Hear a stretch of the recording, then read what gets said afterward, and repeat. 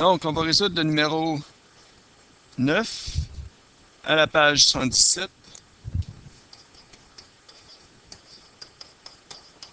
Donc, les données, c'est un alpiniste de 67,5 kg qui est tenu par une corde avec une tension de 729 newtons à 27 degrés en dessous de l'horizontale.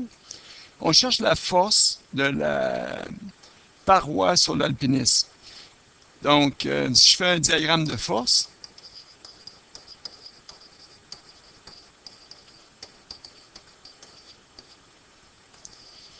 de l'alpiniste, donc représenté par un point, il y a la force de gravité vers le bas, il y a la tension de la corde, et il y a, je vais mettre dans l'autre sens, parce qu'on parle toujours de la personne, la poussée, la force de poussée de la paroi, ou la force de paroi contre la personne. Voici les trois forces qui agissent sur l'alpiniste. On va calculer la force de gravité, qui est la masse fois la gravité. Donc, 67,5 fois 10 mètres seconde carré, l'accélération. Ça va me donner 675 newtons. Pour résoudre le problème, je vais avoir besoin de la composante horizontale de la tension en X, et de la composante verticale, tension en Y. Comme ce qui est demandé dans le problème, c'est la force de la paroi, comme des forces à l'horizontale, et ça, c'est égal à la force de la paroi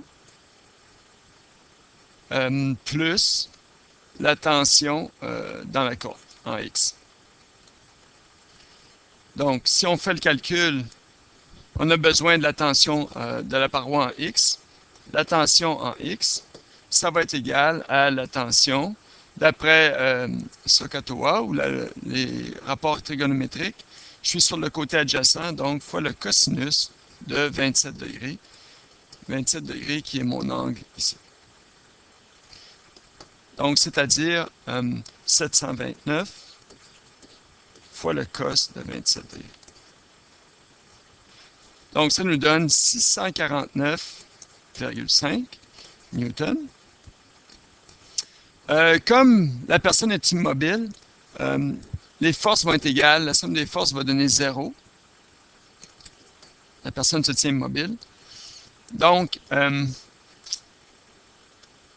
je peux écrire donc la force que je ne connais pas, FP, plus 649,5.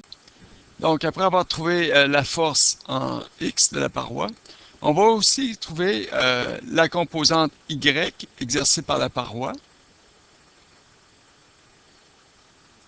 Parce que la paroi peut aussi exercer une force de frottement pour empêcher la personne de glisser, donc c'est possible d'avoir une force en Y. FPY. Je vais mettre en vert. Donc, pour la somme des forces en Y, on a la force de la paroi en Y, plus la force de gravité, et plus la tension en Y, et tout ça est égal à 0, si la personne ne bouge pas.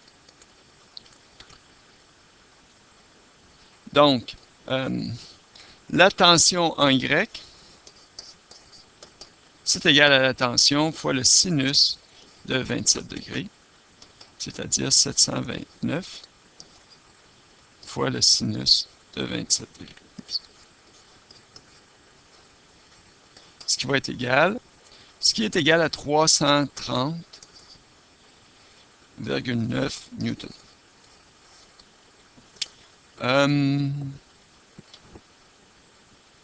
On a la force de gravité qui était de 675, donc il nous manque juste la force de paroi. La force de paroi en Y, ça va être égal à moins la force de gravité et moins la tension en Y. La force de gravité étant vers le bas, c'est négatif. donc moins 675, moins la tension dans la corde qui est 330,9. Donc, moins 675, ça fait plus, duquel on va soustraire 330, ça me fait 344 newtons. Donc, voici la force appliquée par la paroi en Y.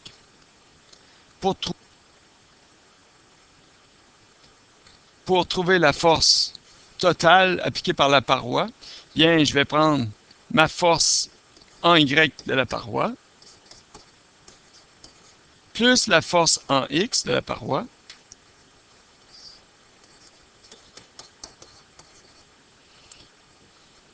je vais peut-être écrire ça à côté.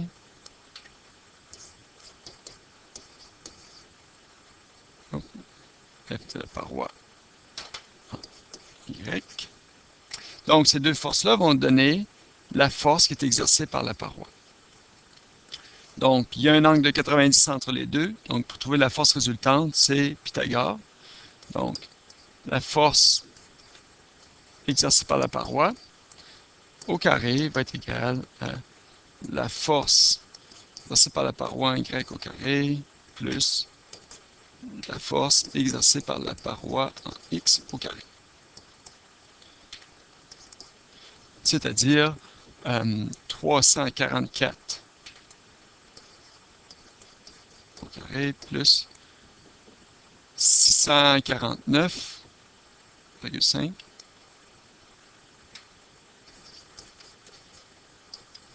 au carré. Si on fait le calcul, ça nous donne 500, c'est la force de paroi au carré, 540 214 newtons au carré. Donc, la force de la paroi, c'est la racine de ça,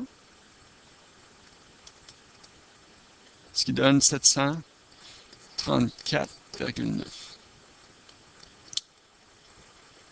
Donc, 734,9, c'est à peu près la même chose que ce qu'on avait, 729. Si j'avais utilisé 9,8 comme valeur ici plutôt que 10, d'arrondir à 10, je serais arrivé à la même valeur que j'avais au départ dans la corde.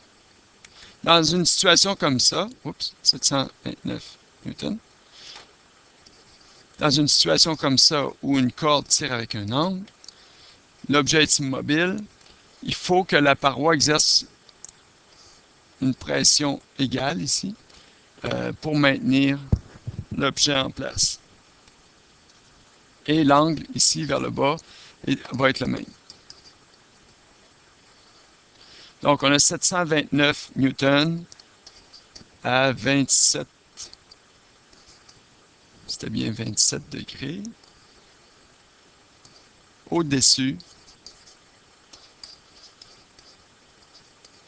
de l'horizontale.